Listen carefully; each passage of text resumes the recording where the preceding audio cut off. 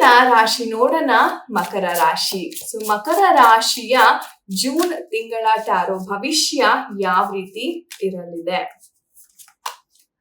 So ಮಕರ ರಾಶಿಯವ್ರಿಗೆ ಹೇಳ್ಬೇಕು ಅಂತಂದ್ರೆ ಸ್ವಲ್ಪ ಪ್ರಾಬ್ಲಮ್, ಸ್ವಲ್ಪ ಒಮ್ಮೊಮ್ಮೆ ನಿಮ್ಗೆ ಅನ್ಸುತ್ತೆ ಯಾಕೆ ನನ್ಗೆ ಇಷ್ಟೊಂದು ಕಷ್ಟಗಳು ಬರುತ್ತೆ ಅಂತ ನಿಮ್ಮನ್ನ ನೀವೇ ತುಂಬಾ ಪ್ರಶ್ನೆ ಮಾಡ್ಕೊಳ್ಳುವಂತಹ ಒಂದು ಸನ್ನಿವೇಶಗಳು ಎದುರಾಗಬಹುದು.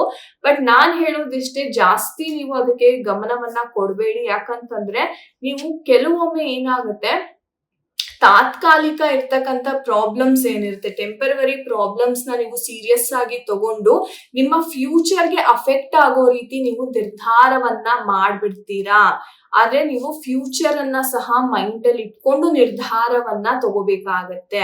ಸೊ ಹಾಗಾಗಿ ಆ ತರ ಏನಾದ್ರು ಸನ್ನಿವೇಶಗಳು ಏನಾದ್ರು ಬಂದ್ರೆ ಖಂಡಿತ ಗುರುವಿನ ಮೊರೆ ಹೋಗಿ, ಅಥವಾ ನಿಮ್ಮ ಜೀವನದಲ್ಲಿ ಮೆಂಟಾರ್ಸ್ ಅಂತ ಯಾರು ಇರ್ತಾರೆ ಅವರಿಂದ ಒಂದು ಸಜೆಷನ್ ಅನ್ನ ತಗೊಂಡು ನೀವು ಮುಂದುವರಿಯೋದು ಅತ್ಯುತ್ತಮವಾಗಿರುತ್ತೆ.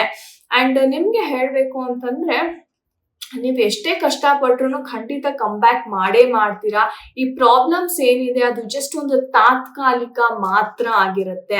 ಸೊ ಹಾಗಾಗಿ ನಿಮ್ಮ ಪ್ರಾಬ್ಲಮ್ಸ್ ನ ನೀವು ಮೈಂಡ್ ಅಲ್ಲಿ ಇಟ್ಕೊಂಡು ಯಾವುದೇ ಒಂದು ಮೇಜರ್ ಡಿಸಿಷನ್ ಅಂತಕ್ಕಂಥದ್ನ ಈ ಒಂದು ಜೂನ್ ತಿಂಗಳಲ್ಲಿ ಕೈಗೊಳ್ಳೋದಕ್ಕೆ ಹೋಗ್ಬೇಡಿ. ಸ್ವಲ್ಪ ತಾಳ್ಮೆ ಅಂತಕ್ಕಂಥದ್ದು ಇಲ್ಲಿ, ಭಗವಂತನ ಧ್ಯಾನ ಆದಷ್ಟು ಮಾಡಿ. ಸೊ ಭಗವತಿನೇ ನಿಮ್ಗೆ ಒಂದು ದಾರಿ ಅಂತಕ್ಕಂಥದ್ದನ್ನ ಕಂಡುಕೊಡ್ತಾರೆ ಅಂತಾನೆ ಹೇಳ್ಬಹುದು. ಒಳ್ಳೇದಾಗ್ಲಿ ಮಕರ ರಾಶಿ.